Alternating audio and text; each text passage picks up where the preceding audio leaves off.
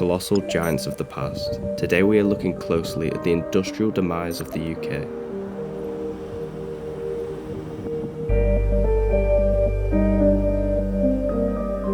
In today's Urbandoned video, we are covering two abandoned properties, Dalton Mills in Yorkshire and the Malt Grantham factory in Lincolnshire.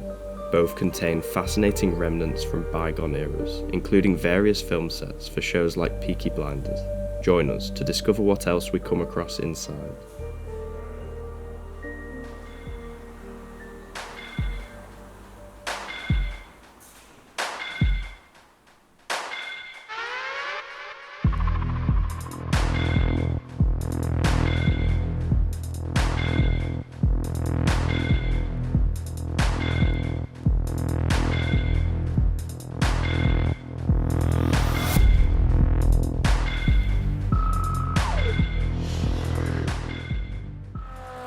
Alistair, what? Have you heard that 85% of people are not subscribed? You're joking? They need to hit the subscribe button and press the notification bell to never miss a video. Hi guys, we're uploading every week at the moment on the Urbandoned channel. You'll find a new video here on Fridays at 6 PM for the next 8 weeks, and we have some crackers to show you. Let's get into today's episode.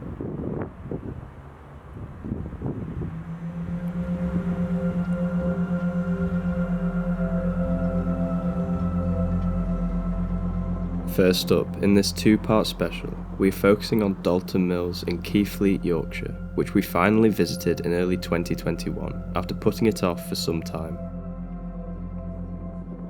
The 19th century Victorian premises dates back to 1869, once the county's biggest textile factory at a gigantic 45,681 square feet. Years onward, it still impressed passerbys 3 years ago when we were scouring the exterior looking for an entrance.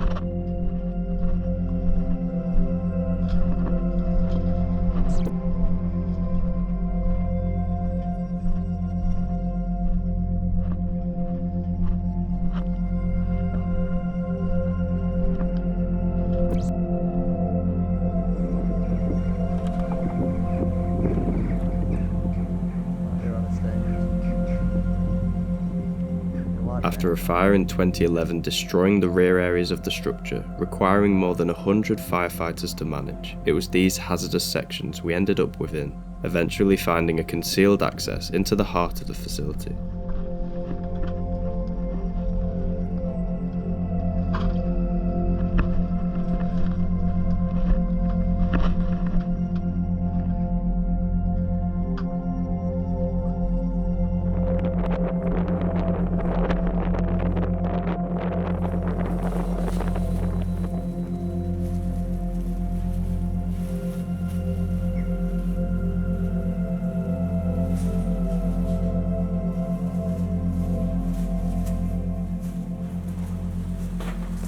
Really nice decay, very extensive, and it mixes well with the old architecture.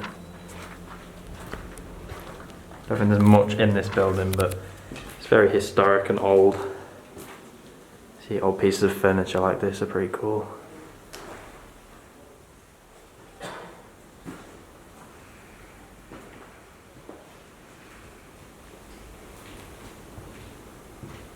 The arched windows in this mill are really nice. I have a lot of empty mills. This one is definitely one of my favourites. These ornate pieces in the middle just makes it a bit more special. We did ask recently whether the viewers would be interested in seeing these sort of buildings because they're mostly without anything inside, and the votes were more so on the yes. There is factors this one that makes it a bit different, but for the most part it will be like this. Empty rooms with incredibly dated architecture.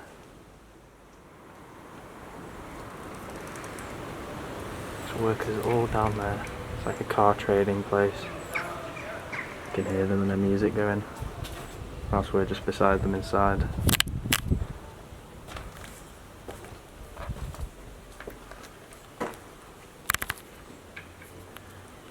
Looks like a little staff kitchen, separated from the rest of the factory, where there'd be a lot of machines. I prefer the design of these pillars, really nice.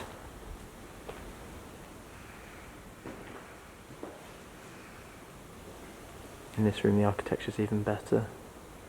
The pillars are coated in silver paint and they've got these arches. See how old this staircase is and the brickwork around it. Nice colours though, the blue paint. It's chipping away and revealing the red bricks.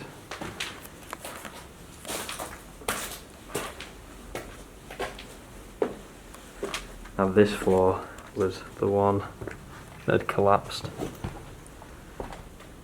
And as you can see, the floor is totally uneven. Yeah, it's not the best one, but still some nice details in those centre pillars as always.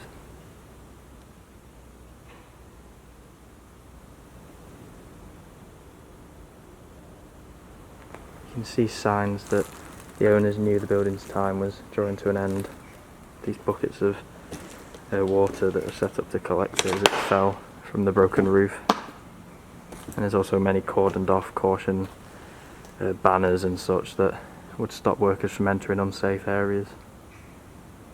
That is crazy though. I don't think I'm going to go any further in this room.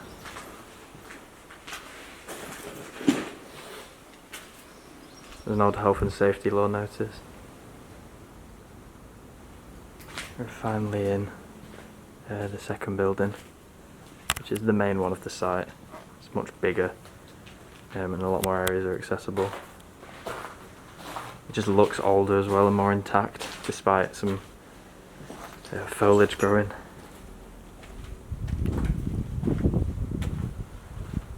This is like a small addition because the wall here on the left is definitely an external wall and this part has been added on.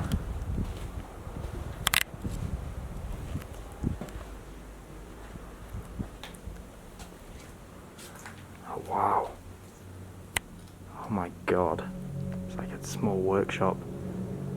There's so much machinery remaining though, and these wheels on the ceiling.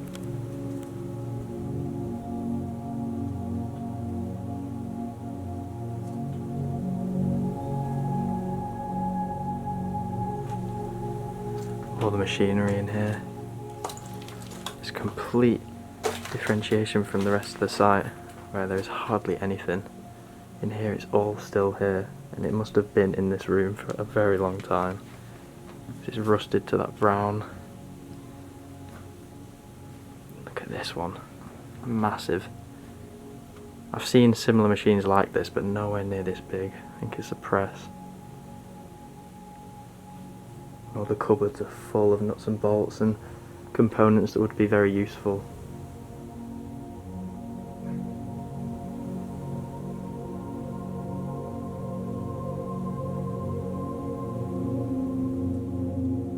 It was rather interesting to find this small workshop that still boasted much of its original machinery rusting away. Despite once employing more than 2,000 workers, the textile industry's decline through the end of the 20th century had left Dalton Mills practically empty by 2004. Compared to the rest of the place, there is so much stuff left on the workbenches and in these cupboards. All of them are full of nuts and bolts and other components. At this stage, the great-great-grandson of the founder Joseph Craven sold the mill to hopefully further its permanence on the streets of Keighley.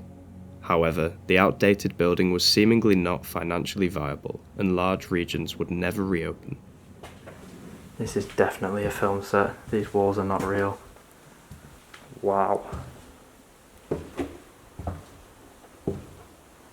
This is pretty cool. Not sure on the film they made here, but these are definitely some sort of cells or a dungeon.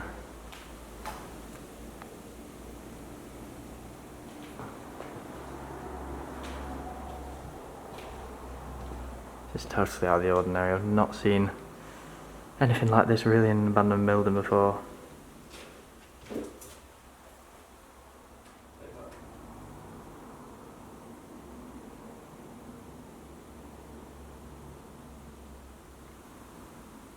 In the lower floors of the main block, there are many different film sets we were starting to discover. Dalton Mills was used for Peaky Blinders, hence the rear of the building painted jet black as well as Downton Abbey over the last couple decades.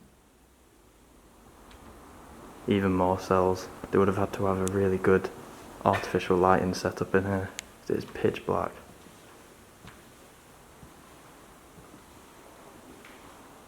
This one's a bit different though, some sort of well. Maybe they'd have fire coming from this in some dramatic scenes. I'm interested to Google up the films that were filmed here and try and make the comparisons between the scenes and now.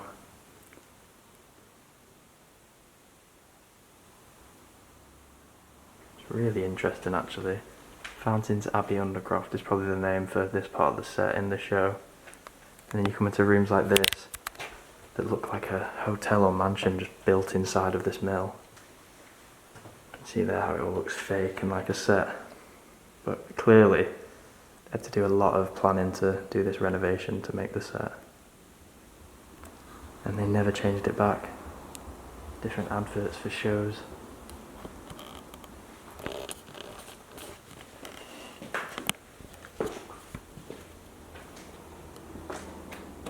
More here too. So this part of the set was called Theatre Royale. And everything we've seen have been adverts for shows that would be put on at this place. But really it's all just a big lie.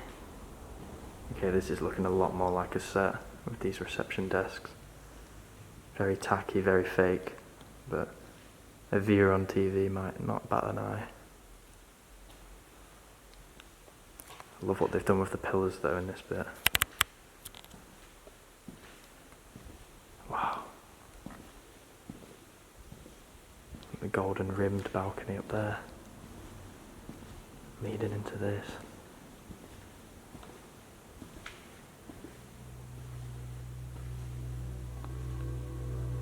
My God, look at the statues. So strange.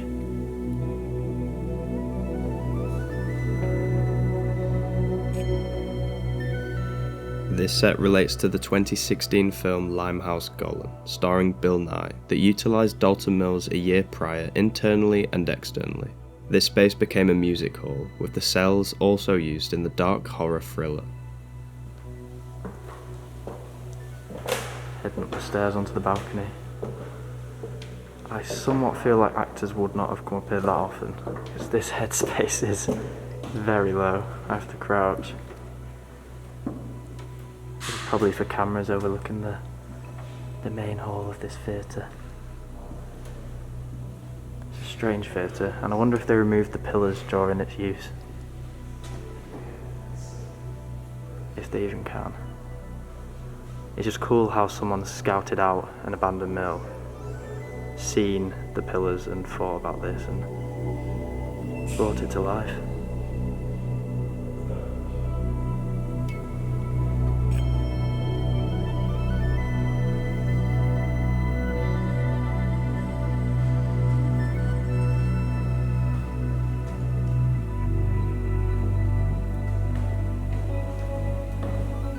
Even more posters.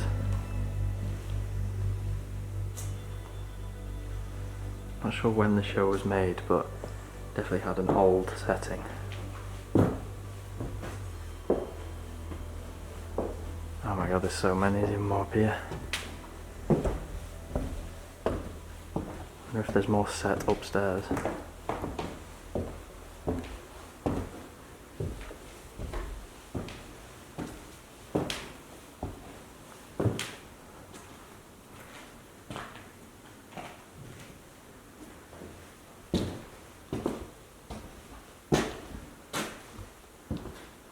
Wow. Look at the glow over there. Oh my God. The pillars in here are amazing. If there was no films there, I'd definitely still come to this place. It's very special.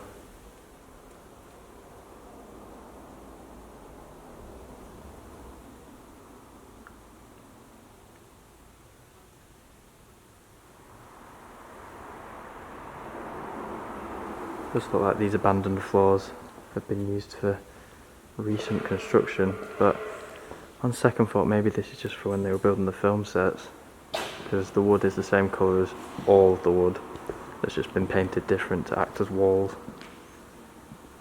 And then different textures have been added to it to give the same effect. More props. All the steps are inverted because of how many people have walked on them over time. Wow. This room is quite amazing. Stretches almost the full length of the whole building, unlike most of them that have been split in two. And this green and yellow colour scheme, definitely not film related at all. We're going back to when it was an industrial place now. See, they're storing roof slates too.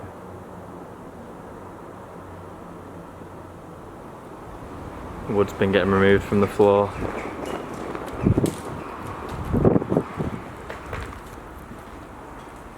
That's a stair banister.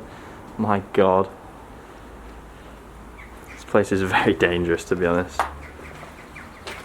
I think we have come to the end though of what we can see.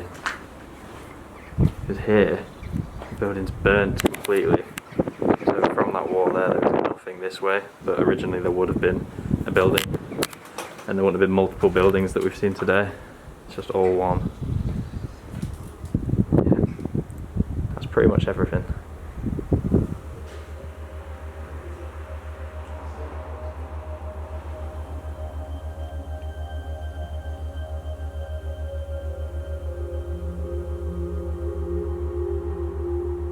Since our filming of Dalton Mills, another tremendous blaze struck the site 1 year later. This fire decimated much of the main building, leaving little of the interior in its wake. Afterwards, it seemed very likely that the building would have to be demolished, but Historic England's inspection confirmed that the iconic factory was stable, yet with a very limited future.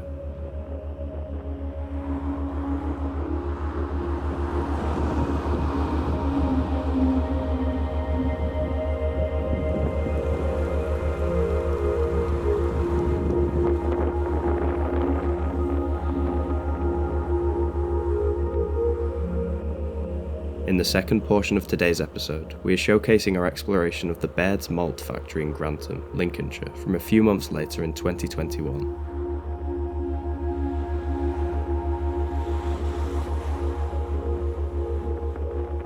With this structure lesser known than Dalton Mills, and with a keen security guard and cameras monitoring the site, we expected the building to be in a better condition than the prior. However, this additionally meant that we had to carefully navigate our route during entry, and immediately head to the roof once we were inside to make sure we were in the clear. After gauging that we hadn't been detected, we could begin working backwards to appreciate the vast complex without it being a hazy blur.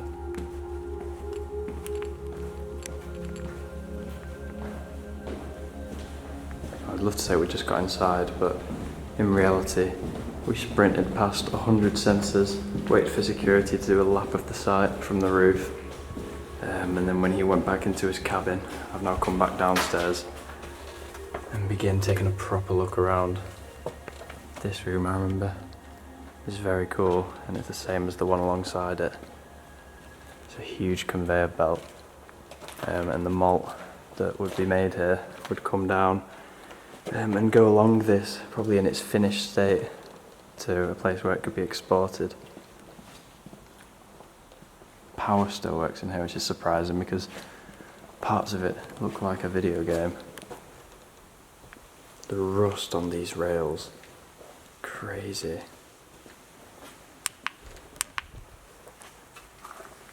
Here's an identical room. This one, the lights are a bit more functional. And this is the machine I was talking about that we can have a closer look at. It's got sharp rotary blades on its bottom, so stuff was definitely getting mixed up and blended there and deposited into the conveyor belt.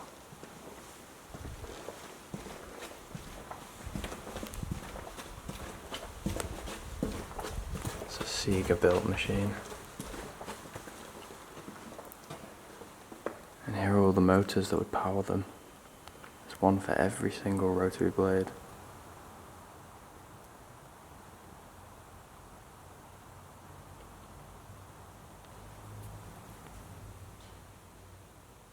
The factory dates back to 1964, built in Grantham, which was notorious for its malting works, hosting up to 20 businesses in its heyday. At this property, 30,000 tonnes of malt was produced, primarily for traditional UK brewers. I just nipped into the other room to have a look at the one that's in the dark. Couldn't resist. And it's a tiny bit different. It's raised off the ground, which the other one wasn't. You can see that more clearly here with the rotary blades. Get a closer look at them too. They're almost like drills. But I feel like this would rotate a bit like one of the rides at a theme park.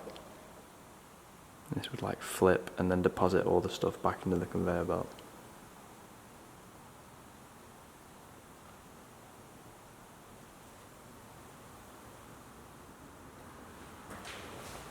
Heading upstairs, the bottom floor consisted of conveyor belts and a lot of empty rooms. Oh my god, this building is massive. It can't be like 10 stories high. There's a cool staircase too. I'm more excited going into these rooms because I know there's some cool bits of machinery.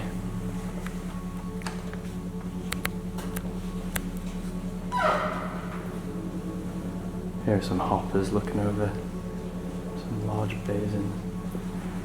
Pretty sure I can stand on these. I think that's what they're for. Have a look. There you go, you can hear the echo of the other guys who are on the floor below.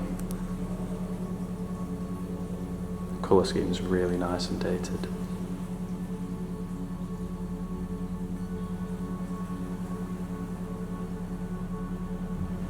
Found another staircase that isn't the main one that takes me to the next floor up. This floor is a lot skinnier than the others, but of course they were all purpose built to fit the machinery in them. These are just the tops of those big cauldrons I was looking up at just then. My god, I would not want to fall in there. I wonder how much malt could fit in these. In every single one, there's 8, maybe 10 in this room. That's a lot working its way down. These are the tops of more hoppers.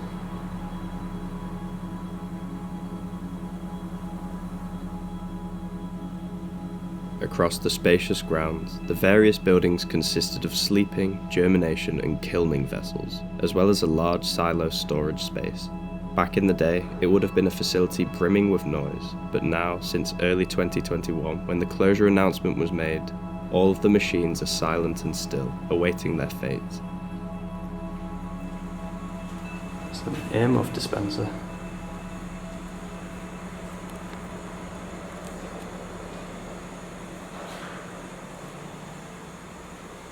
This is all just like power stuff.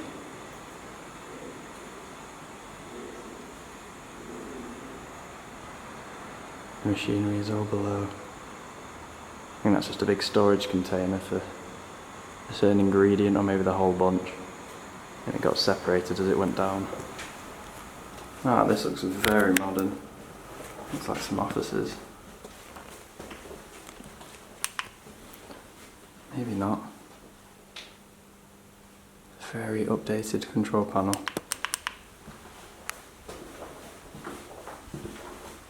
Oh, and another one I think, but this is a bit more monitored.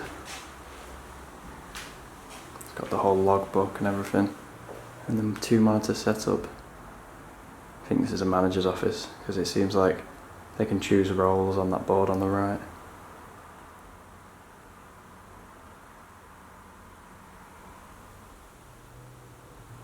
Here's the interface box reset and all the siren controls. So potentially this would be the CCTV centre where the guard would sit, and if he noticed anything going wrong or got a warning light, he'd press an alarm and everyone would evacuate. There's a very small locker room. Maybe because most of the machines did it by themselves, they wouldn't need many workers here. Although there's more lockers there and in here, which is probably the staff kitchen. Yeah. Microwave, 2 microwaves and a kettle. And the microwave's even got a little hob on the top. Very nice. And we finally made it to the top of the staircase. You know as well as I do what that means. It's going to be out here.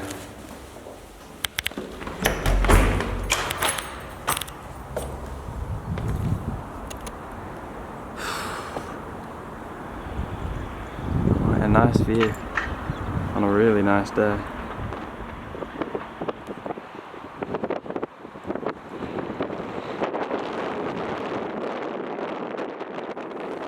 We're in a much older building now, which seems like it's been out of use for longer just due to the decay. Oh, I spotted this down the corridor. That is so nice. It's a really old control panel. And the floor is mosaic as well. I love the colours, although it's basically just a design of the plant. Really special, this one.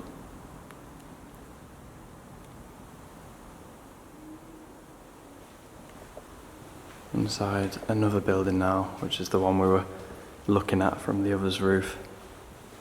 This one's completely new, as we haven't glanced into it. I was racing to the roof to hide from security. But from what I've heard, this one is just for storage for the malt. Therefore, I don't think there isn't that much in it in comparison to the others. It does look a bit older though, I'm not too sure. It's more clean.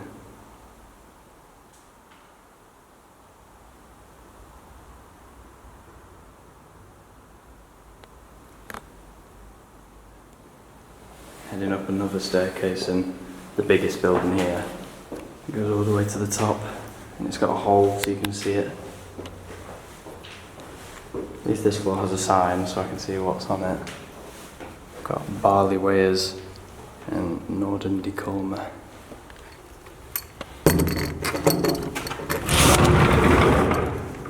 Oh, and some mice by the looks of it. They're so quick, but I can see them all dying away. And oh my god, am I not surprised?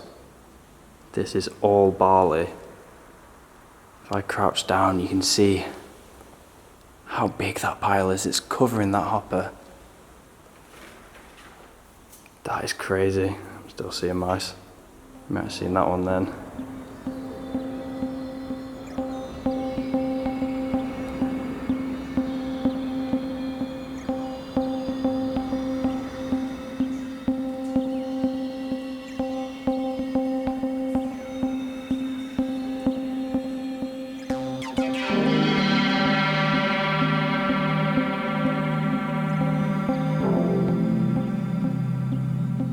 Three years onward, surprisingly the towering structure still stands proudly, its only activity being irregular charity abseil events every now and then. It is likely that more vandalism has crept within the premises and the power has been cut. Ultimately, the non-listed structure will be brought down, with Grantham losing one more staple of its history.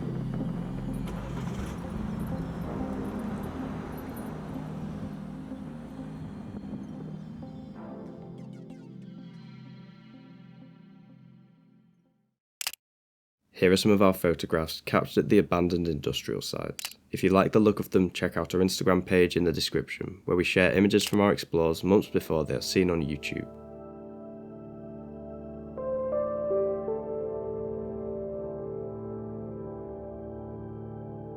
Thanks for watching. Sorry about the voiceover this week, I'm a little sick. Hopefully all will be well in 7 days. See you next time.